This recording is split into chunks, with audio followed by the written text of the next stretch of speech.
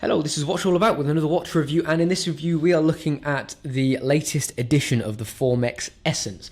Now, I reviewed the pre-production model. The Essence went to Kickstarter, and now finally it's in full swing. It's being sold on the website, and this is the regular version, the regular automatic. Now, beforehand I reviewed the COSC, which has a slightly different dial with a horizontal engraving on the dial. So let's have a look at the regular version post Kickstarter. So this is obviously the blue version.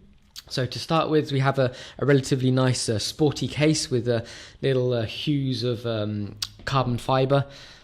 We have got a book in here, owner's handbook, certificate of authenticity at the back, and then a nicely designed and pretty interesting handbook in there. So let's get the watch out. Here we have it, nice big thick cushion, and there we go. So a relatively straightforward unboxing process, a nice little bit of detail to the case, but nothing too outrageous. Let's move that out of the way and discuss the watch. Now, I am a big fan of Formex. I think they offer really cool looking watches which do a whole lot for the money, and this Essence is no exception. So the price is £710 or $785. So it is completely Swiss made. It has an ETA 2824-2 automatic movement as well. So straight off the bat, you know, it is pretty on point in terms of price range. But then you take into consideration the funky little extras you get with this. One of them being, which appears on all Formex models, their patented case suspension system, as you can see. And secondly, their patented clasp made of carbon microfiber with a pretty fancy micro adjustment system, which is the main patented part of the whole buckle. So anyway, we'll get onto that in a little while. Let's discuss some of the specs. So I've already mentioned the price. The size, so if I just pop it in on my approximately 7-inch wrist, size is 43 millimeters in diameter, has a height of a fairly slender 10 mil for considering the 43 mil diameter, and then a lug-to-lug length of 49 mil. So personally, I think it fits really nicely. The slender height definitely allows it to feel a lot easier to wear. Size-wise, it doesn't. Yes, it does feel like a 43 mil watch. However, it's not too cumbersome and overly bulky, so it is still very comfortable to wear, and I happily wear it all day long as well. The weight is 102 grams, so it is reasonably lightweight, but still weighty enough to feel like it is decent quality, like a decent quality watch, which it is. Water resistance is 10 atmospheres or 100 meters, so you are covered there for any accidents. It is just a push-pull crown. And obviously the case back is has screws in it as well. So as you can see, just push it, so we don't have a screw and crown. So I personally wouldn't recommend taking it diving as such. However, you are covered if you do accidentally drop it in some water. 22 mil lug width as well, which matches the size of the case well, and a 3-year warranty as well, which is sort of more than you would initially expect. You know, watches tend to have 1, maybe 2 years, so it's nice to have that extra year's protection. As I mentioned previously, the movement we have in the Essence is the ETA 2824-2, and I put it on my Lepsy watch scope, and this is coming in at a pretty amazing plus 1.8 seconds a day. Now the ETA 2824, absolutely fantastic movement that so many people love. It's the go-to movement really for a solid, dependable Swiss made automatic, and it has all the specs as you'd expect. High beat rate, 28.8 thousand beats per hour, so that runs at 8 ticks per second. About 40 hours power reserve, hacking seconds hand and automatic winding capabilities as well, and just, you know that it's a decent solid movement. It's easy to repair as well should something go wrong, so that's always a good thing. Okay, so that's all the specs discussed. Let's have a think about the watch in closer detail then. So let's start off with the dial. As you can see, a beautiful sunburst, sun ray finish to it, and I think the blue works magnificently here. I actually prefer the automatic to the COSC version with the vertical lines. There's something about this sun ray that is just really eye-catching, as you can see there. Depending on the angle, depends on which way the sun ray burst is sort of angled at. So really lovely to see. The general build quality of the dial is just exceptional as well. We'll get the macro lens on later on, but the finishing of the hands, the hour markers as well, they look relatively straightforward from afar, but when you look at them up close, they have some really lovely little details. For instance, the hour markers, first of all, they are applied and they have really nice amount of depth to them, which I love to see, but also they have pitched and polished facets, obviously loomed central sections as well. But up close, it really does show you the amount of work that has been put into this. And the same goes for the hands as well. Slightly unusual shape. I do really like the modern take on an alpha hand, if you will, or a sword hand. Very angular, and I think it suits the entire watch really nicely. And the seconds hand as well, we have this unusual, it's a straight point, but we have this unusual section as a counterweight, which matches the shape of the hour indicators. Finally, the date window. It is cut out of the dial, however we have a nice little angled inlet either side of the date window, so it does introduce the date window really nice and gently, and it shows good close attention to detail, I think, and it fits it really nicely. And I really like dates at 6 because it keeps the dial really symmetrical, so I think that works in its favour as well. So moving on to the case. So first of all, the finishing of the case. So we have this really lovely polished rim around the outside of the bezel, and then a brush top as well, so that provides a really nice contrast there. And then moving on to the case proper, we obviously have these 4 points in each corner for our suspension system, but then the case main is primarily brushed with these little polished shoulders, top shoulders, all the way around the outside, which is really nice. So we do get a really lovely array of contrasting finishes there. Just in general, really well finished as well.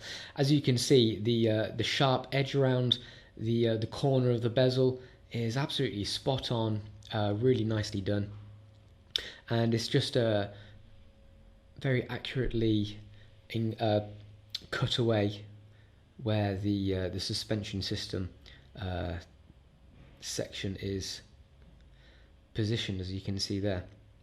The crown, so it doesn't have a logo as such, just a hexagon embossed inside it, with a slightly blasted finish to it, but again really well put together, really well manufactured and finished. The crown is fully polished, apart from obviously the hexagon. Very easy to use as well, so easy to pull out, and good grip as well. And I think in terms of size, it matches the general size of the case well as well. Flipping it over to the case back, so you can see a little bit more detail, this line around the outside. Now that's where the suspension system is sort of disconnected from the main section of the case. If I push it in, you'll be able to see it completely compress. There we go. I just move it this way, you'll be able to see that movement there. So it is probably about 0.5 mil it can move, and if we look at it from the side, you see it also includes the crown, which moves up and down as well. So, you know, quite an impressive feat of engineering on a watch costing this much. I'm not going to deny it. Now they say that this is good thing for the watch's health. It helps with shock absorption whilst on the wrist, helps for comfort as well. Now, many people believe it could be a bit of a marketing gimmick. However, I think there is definitely a measure of sense and truth to it. How much it makes a difference to the health of the movement, I'm not entirely sure. However, it's still really nice to see the amount of attention to detail and the amount of effort that's been put into a watch like this. So moving on to the strap then, really lovely soft leather, as you can see. A nice matte top grain, which I really love to see as well. The colour suits the dial well, as you can see there, matches really well. And I like the fact that the stitching is blue as well, so it's not, you know, drawing your eye away from the case or anything like that. Interestingly, we do have quick release pins. However, the pins are actually curved, and as you can see, the strap itself is curved as well to go as close to the case as possible, which I think is another good thing as well, because just visually it looks a lot neater and a lot tidier, not having the gaps there. So that's another nice little bit of close attention to detail. Moving on to the buckle then. Obviously this is their carbon fibre buckle, and if I shut it, you'll see how it is closed. So you release it with these two buttons here, and then this second section you just literally pull off and it unclicks, if you will. So this section here is actually their patented micro adjustment. Now you see this button here, you simply push that button in and then it slides along and nestles in one of those drilled circles. So very easy to use to adjust, and really solid as well, really good manufacturing there. So again, a nice little addition that you may not necessarily appreciate for the price. You know, for just over 700 quid, you are getting a lot of watch for your money. We have a Formex logo engraved on the top bar as well. So when you are actually wearing it, this is probably one of my least favorite things about the watch. So when you are wearing it, usually, I don't know about you, usually you'd expect the tail end to be up here with a traditional strap. However, because of the way that the buckle is manufactured, the tail end is actually coming down on the end here. Obviously it's just a visual thing, and it doesn't necessarily annoy me, but it's just something that I am aware of. It's certainly not necessarily a negative, but just something I wanted to raise. It's a bit interesting that that does come out that side, and I'm not necessarily used to seeing it come out that side, I suppose, is what I'm trying to say. Okay, so that's all the bits discussed in detail. Let's get the macro lens on and have a look at it in even closer detail. Starting off with the dial then, as you can see our print work here, and we have that sunburst backing to the dial as well. Print work all very nice and neat. And having a look at our date window, you can see those slanted edges either side, providing a nice gentle opening for the date wheel itself. Looking at our hands then, let's get that in focus. Here's our hour hand. You can see there our unusual design with our pitched polished edges with a brushed central section. Same again for the hour hand. Get that bad boy in focus there. And our second hand, as you can see, it's got a brushed top, and then our counterweight matches the shape of the hour markers but with polished edges, which is really nice, close bit of detail you don't necessarily notice. Let's look at our hour markers as well. So again, you can see there the level of detail, our loomed central section and a polished top, a brush top, sorry, and then polished angled sections which all reflect the light really nicely. We have a double at 12, so you can see there. So yeah, very good close attention to detail all over this dial. Looks great. Moving on to the case then.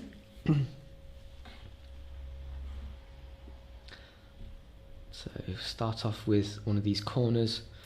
Let me just push this so you can see there the movement of the case.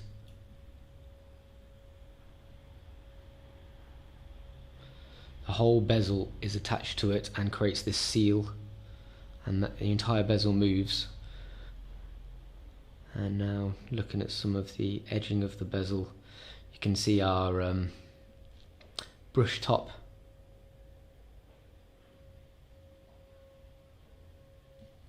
And now let's look at one of the lugs. You can see our decent finishing, very nice sharp edge, polished corner as well. Flipping it over, let's have a look at our crown. So there's our hexagon, very nice and deep, if you can see there at an angle. Fully polished as well, but you can see the depth of the grip as well, really easy to use. So if I just wiggle this as well, you can see there that moves along with the rest of the case using the suspension system.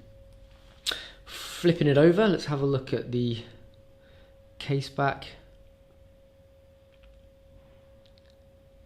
So we can see the seal, if you will, around the outside. And then of course we have our movement with, interestingly, you know, the Formex logo printed on top of the rotor as well. That's nice, a little bit of customization. I mean, it's an ETA movement, so you know what you're getting there. Good quality, well made piece of kit. Now moving on to the strap. Here we have our top grain, very lovely and soft, good quality leather. And finally, let's have a look at our buckle. So where is it? There it is. It's the Formex logo nice and deeply engraved on that. And then we can have a look in here. Our composite carbon fibre. And finally, let's have a look at this little doobie what's it for our quick release, for our micro adjustment. So there's the button there. If I push that bad boy in, I can then slide back and forth. All right, there we go. So here we have the Formex Essence Blue, and I've got to say, I absolutely love it. I think it's a great example of impressive engineering on a budget. £710, you know, at first glance might be like, okay, yeah, it is a little bit expensive, but you know, first of all, it is a Swiss-made automatic. Let's not forget that. So obviously that comes with a fair amount of cost to it. But then you get the additional impressive bits regarding you know, the manufacturing they've done. The suspension system. Yes, it may not impress everybody, however, it is, you know, you can't deny that it is an impressive thing. And also the patented case with the quick adjustment, micro adjustment as well. So you are getting a lot of watch for your money. I mean, in terms of build quality, it's just flawless. It's exceptional, really. And I always find it with Formex as well. One of the key thing I forgot to mention actually was the sapphire crystal is just unbelievably clear as well.